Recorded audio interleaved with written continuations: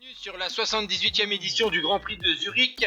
Nous sommes le 22 août 1993, 13 ascensions au programme entre Bâle et Zurich, 239,2 km sous le soleil et à plus de 50 km de l'arrivée, le champion des États-Unis, Lance Armstrong, a profité de une des nombreuses petites difficultés du parcours pour lancer les hostilités. Le champion des États-Unis a été rejoint par Chiandri, Ballerini, Ken Galta, Fondries, Björn Norris et Antenis, mais derrière, le peloton est en file indienne et va revenir sur le champion des États-Unis et ses compères d'échappée.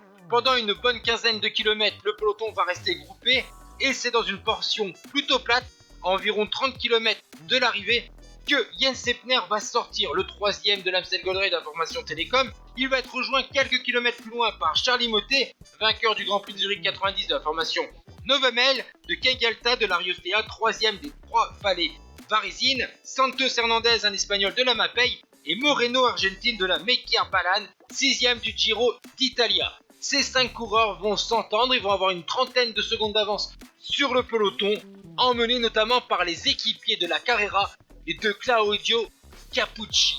Derrière donc, on va voir une petite difficulté et 3 coureurs vont sortir du groupe de tête, Ken Galta, Hernandez et Charlie Motet, tandis que Moreno Argentine, pourtant un gros coureur sur les courses d'un jour, va complètement exploser et va être repris par le peloton que vous voyez là. Et dans ce peloton, eh bien 2 coureurs vont sortir.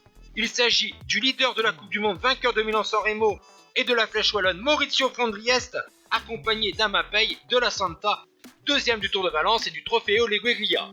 À l'avant de la course, Epner a réussi à rejoindre les 3 hommes de tête, Ken Galta, Hernandez et Motet, alors qu'on attaque les 10 derniers kilomètres de course. Et là, chose incroyable, Fondries et de la Santa font la jonction dans les 10 derniers kilomètres sur le groupe de tête. Et donc, on a ce joli groupe qui va donc se disputer la victoire, puisque derrière, on est à une cinquantaine de secondes. Et la poursuite a du mal à s'organiser alors qu'on s'approche du vélodrome de Zurich où est jugée l'arrivée.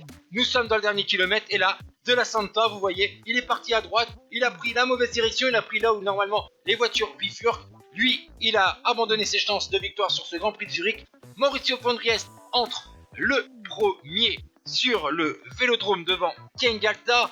On reconnaît le maillot bleu donc de Charlie Motet. Maurizio Fondries, portant le maillot leader de la Coupe du Monde, de l'équipe Lamprey, est en tête sur le vélodrome. Il est en position pour lancer le sprint, il lance le sprint. Derrière, Ken Galta, dans un premier temps, arrive à remonter au niveau du dérailleur de Fondries, mais c'est fini. Dans l'ultime ligne droite, Ken Galta est distancé, mais attention, Charlie Motet avec son maillot bleu à gauche de votre écran revient. Et ben non, Maurizio Fondries s'impose donc devant Charlie Motet. Bruno Ken Galta complète le podium devant Epner, Hernandez de la Santa. Capucci finit 7ème devant Alberto Eli, Scott Sunderland et Maximilian Chiandri 10ème.